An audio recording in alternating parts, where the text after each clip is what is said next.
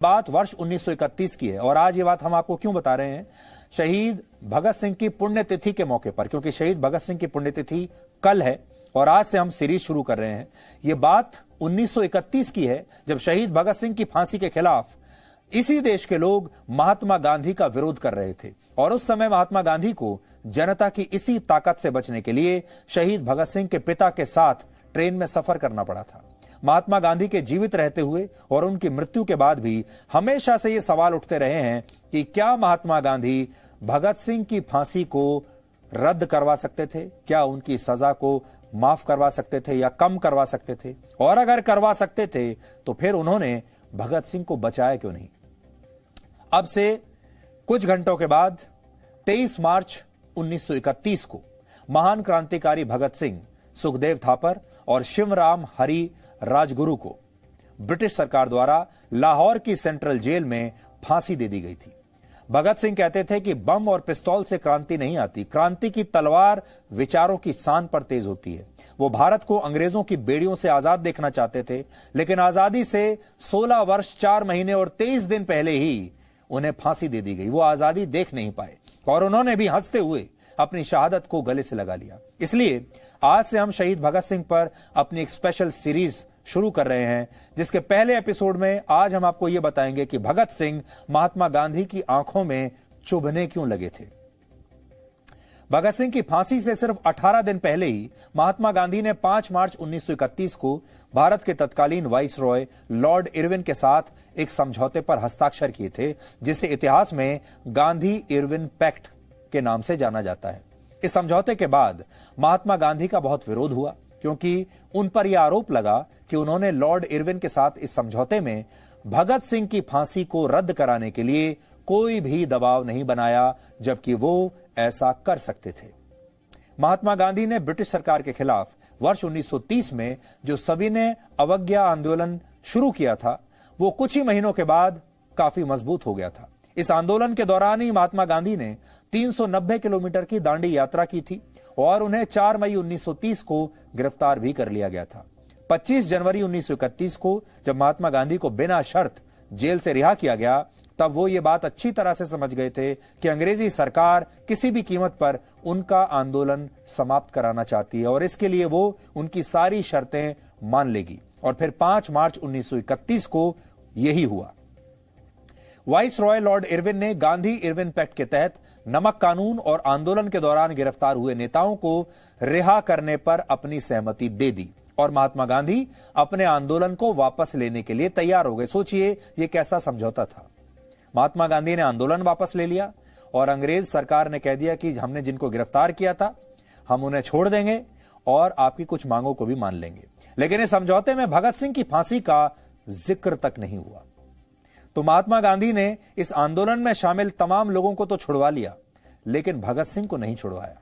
1996 में आई एक किताब the trial of Bhagat Singh में वकील और लेखक एजी नूरानी लिखते हैं कि महात्मा गांधी ने अपने पूरे मन से भगत सिंह की फांसी को टालने की कोशिश नहीं की। अगर वो चाहते तो ब्रिटिश सरकार पर दबाव बना सकते थे और इस दबाव बनाकर तत्कालीन वाइसरॉय को इसके लिए राजी कर सकते थे, लेकिन महात्मा गांधी ने ऐसा किया नहीं।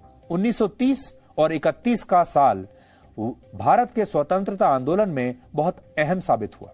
यह वो समय था जब देश में लोगों की जुबान पर महात्मा गांधी का नहीं बल्कि शहीद भगत सिंह का नाम था। लोगों को ऐसा लगने लगा था कि महात्मा गांधी देश को अंग्रेजों से आजाद तो कराना चाहते हैं, लेकिन इसके लिए वो अंग्रेजों के दुश्मन भी नहीं बनना चाहते, वो अंग्रेजों के बुरे नहीं बनना चाहते, वो अंग्रेजों की दुश्मनी झेल नहीं पाएंगे, बर्दाश्त नहीं कर पाएंगे। जबकि भगत सिंह का मकसद बिल्कुल स्पष्ट था। वो अंग्रेजों को किसी भी कीमत पर भारत से भगाना चाहते थे और बड़ी संख्या में लोगों का प्यार और समर्थन उस समय भगत सिंह को मिल रहा था। 23 मार्च को जब लाहौर सेंट्रल जेल में भगत सिंह को फांसी की सजा दी गई, तब इससे कुछ ही घंटे पहले महात्मा गांधी ने लॉर्ड इरविन को एक चिट्ठी लिखी थी, जो आज मैं अपने साथ लाया हूं। इसमें उन्होंने लिखा था कि ब्रिटिश सरकार को फांसी की सजा को कम सजा में बदलने पर विचार करना चाहिए, यानी फांसी की सजा को कम कर दिया जाए। उन्होंने लिखा था कि इस पर ज्यादातर लोगों का मत सही हो या गलत, लेकिन लोग फांसी की सजा को कम सजा में बदलवाना चाहते हैं। उन्होंने यह भी लिखा, अगर भगत सिंह और दूसरे क्रांतिकारियों को फांसी दी गई तो देश में आंतरिक अशांति फैल सकती है। लेकिन उन्होंने इस चिट्ठी में कहीं पर भी जोर देकर यह नहीं लिखा कि भगत सिंह को फांसी की सजा देना गलत होगा। उन्हें बस इस बात का डर था कि लोग इसके खिलाफ हैं और अगर यह फांसी दी गई तो हिंसा का माहौल बन सकता है, हिंसा फैल सकती है, दंगे हो सकते हैं।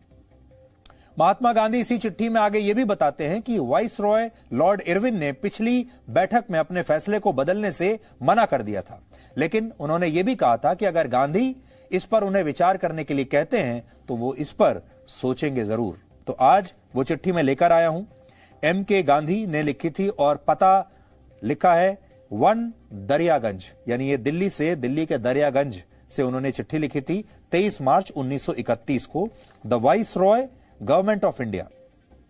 फिर उन्होंने लिखा है, dear friend, it seems cruel to inflict this letter on you, but the interest of peace demands a final appeal. फिर उन्होंने ये भी लिखा है कि आप मेरे साथ काफी फ्रैंक थे, ये बताने के लिए कि आप जो है इस पर पुनर्विचार शायद नहीं करेंगे। फिर भी वो लिख रहे हैं कि if there is any room left for reconsideration I invite your attention to the following. फिर लिखते हैं, पॉपुलर ओपिनियन राइटली और रॉन्गली डिमांड्स कम्यूटेशन। यहां देखिए इसी में पेच है। वो कह रहे हैं कि जो पॉपुलर ओपिनियन है, लोगों की जो राय है, लोकप्रिय मत जो है वो गलत भी हो सकता है, सही भी हो सकता है, लेकिन वो ये डिमांड कर रहा है कि भगत सिंह की सजा को कम कर दिया जाए।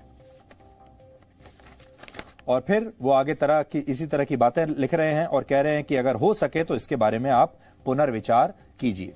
तो ये चिट्ठी को जब आप पढ़ेंगे, पूरी भाषा जो है वो ऐसी है कि महात्मा गांधी चिट्ठी लिखना भी चाहते थे, लेकिन साथ ही शायद ये भी चाहते थे कि अंदर ही अंदर उनकी इच्छा शायद ये रही हो कि इस चिट्ठी पर अंग्रेज सरकार पुनर्विचार ना करे, ताकि वो आगे चलकर ये कहें कि देखिए मैंने तो चिट्ठी लिख भी दी, चिट्ठी तो लिख दी लेकिन काम नहीं हुआ। और इसीलिए इस चिट्ठी के बावजूद भी अंग्रेजों ने शहीद भगत सिंह को छोड़ा नहीं। महात्मा गांधी ने कभी भी दिल से भगत सिंह की फांसी को रद्द करवाने का प्रयास नहीं किया और इस चिट्ठी को पढ़कर लगता है कि यह चिट्ठी उन्होंने दिल से नहीं लिखी थी। 18 फरवरी 1931 को उन्होंने खुद अपने एक लेख में यह माना कि कांग्रेस वर्किंग कमेटी कभी नहीं चाहती थी कि जब गांधी और लॉर्ड इरविन के बीच समझौते के लिए बातचीत शुरू हो तो इसमें भगत सिंह की फांसी को रद्द करवाने की शर्त भी जोड़ी जाए। कांग्रेस ये चाहती ही नहीं थी। महात्मा गांधी ने यह जानते हुए भी उस समय भगत सिंह का खुलकर साथ नहीं दिया कि अंग्रेजी सरकार ने उनके खिलाफ एक तरफा मुकदमा चलाया था। यह बात महात्मा गांधी जानते थे कि भगत सिंह के साथ नाइंसाफी हो रही है। भगत सिंह को फांसी की सजा ब्रिटिश पुलिस अफसर जॉन सॉन्डर्स की हत्या के लिए हुई थी, लेकिन इस मामले में अंग्रेजी सरकार मुकदमा शुरू होने से पहले ही भगत सिंह के खिलाफ अपना फैसला सुना चुकी थी। इसके लिए तत्कालीन वाइसरॉय लॉर्ड इरविन ने 1 मई 1930 को एक अध्यादेश पास किया, जिसके तहत हाईकोर्ट के 3 जजेस का एक स्पेशल ट्राइब्यूनल बनाया गया और इस ट्राइब्यूनल का मकसद था भगत सिंह को जल्द से जल्द फांसी की सजा देना।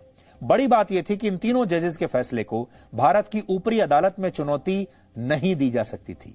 अपील के लिए सिर्फ एक विकल्प दिया गया था जो बहुत मुश्किल था। इसमें कहा गया कि इंग्लैंड की प्रिवी काउंसिल में ही इस फैसले को चुनौती दी जा सकती है। यानी यह विकल्प पूरी तरह से दिखावटी था।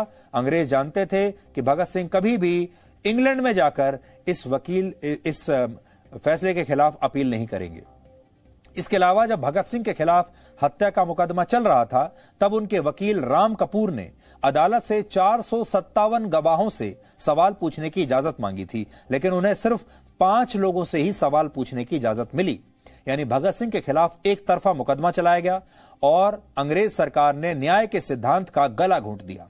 और इसी तरह 7 अक्टूबर 1930 को भगत सिंह, राजगुरु और सुखदेव को फांसी की सजा सुना दी गई। लेकिन इससे भी ज्यादा हैरानी की बात यह है कि महात्मा गांधी ये सब बातें अच्छी तरह से जानते थे। उन्हें पता था अंग्रेज सरकार भगत सिंह को मौत की सजा देने के लिए बेकरार है, लेकिन इसके बावजूद उन्होंने कभी भी भगत सिंह की फांसी रद्द करवाने के लिए ना तो कोई आंदोलन किया, ना कोई भूख हड़ताल की, जबकि वो ऐसा कर सकते थे। और यह बात उस समय भारत के लोगों को बहुत चुभ गई थी। और यही वजह है कि इस फांसी के 3 दिन के बाद, याद रखिए, इस फांसी के 3 दिन के बाद जब 26 मार्च 1931 को कराची में कांग्रेस का अधिवेशन शुरू हुआ, उस समय महात्मा गांधी के फैसले से नाराज लोगों ने उन्हें काले झंडे दिखाने शुरू कर दिए थे। और ऐसा माना जाता है कि महात्मा गांधी इस विरोध से बचने के लिए ट्रेन में अपने साथ भगत सिंह के पिता को बैठाकर ले गए थे और उन्होंने इस अधिवेशन के दौरान एक प्रस्ताव में भगत सिंह के भी कुछ विचारों को शामिल करने पर अपनी सहमति दे दी, जिससे उनके खिलाफ नाराजगी कम हो सके। यानी जनता की ताकत और उसके गुस्से ने उस जमाने में महात्मा गांधी को भी चिंतित कर दिया था और उन्हें लोगों के इस गुस्से से बचने के लिए भगत सिंह के पिता का सहारा लेना पड़ा था। एक और बात जिसका इतिहास में ज्यादा अवलोकन नहीं हुआ, वो ये कि भगत सिंह की फांसी के बाद जब देश भर में विरोध प्रदर्शन हो रहे थे और महात्मा गांधी के खिलाफ बहुत नाराजगी थी, तब गांधी सितंबर 1931 में लंदन में होने वाली दूसरी राउंड टेबल कॉन्फ्रेंस में कांग्रेस की तरफ से शामिल होने के लिए चले गए थे। इसे तब भगत सिंह की फांसी के अपमान के रूप में देखा गया था, क्योंकि एक तरफ तो अंग्रेजों ने भगत सिंह को मौत की सजा दी, उन्हें फांसी पर लटका दिया, और दूसरी तरफ महात्मा गांधी लंदन में अंग्रेजों से बात करने के लिए जा रहे हैं और दूसरी तरफ अंग्रेज महात्मा गांधी का बड़ा आदर सत्कार कर रहे हैं लंदन में। यह सेकंड राउंड टेबल कॉन्फ्रेंस सितंबर से दिसंबर महीने तक चली थी, जिसमें भारत को और ज्यादा संवैधानिक अधिकार देने पर चर्चा हुई थी। और उस समय की कुछ तस्वीरें आज हमने आपके लिए निकाली हैं, आप भी देख सकते हैं।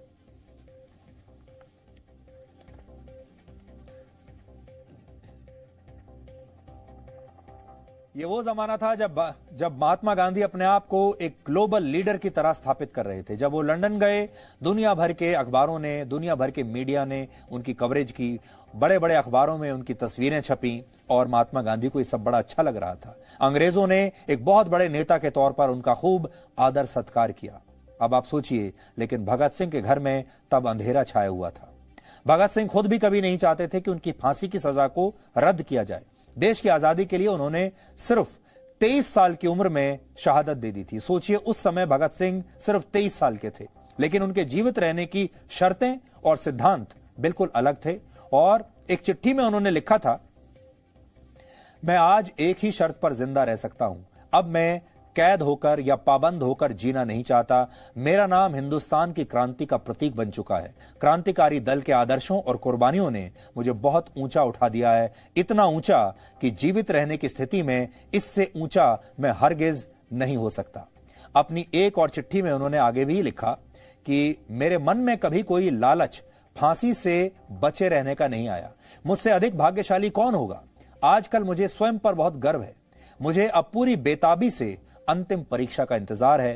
कामना है कि ये और जल्दी आ जाए। सोचिए, भगत सिंह 23 साल के थे और उन्हें अपनी जान से ज्यादा अपने देश की आजादी प्यारी थी और वो फांसी के इस फंदे को चूमने के लिए बेकरार थे, बेताब थे। उधर अंग्रेज बेताब थे उन्हें फांसी पर लटकाने के लिए, लेकिन उससे भी ज्यादा बेताब थे खुद भगत सिंह फांसी के फंदे को चूमने के लिए, फांसी पर लटक जाने के लिए। और महात्मा गांधी उसके बाद लंदन जाते हैं, तस्वीरें खिंचवाते हैं, एक ग्लोबल लीडर के तौर पर अपने आप को स्थापित करते हैं, अंग्रेजों के आदर सत्कार का पूरा लाभ लेते हैं। Presenting B News app available on Google Play and App Store. Download it now.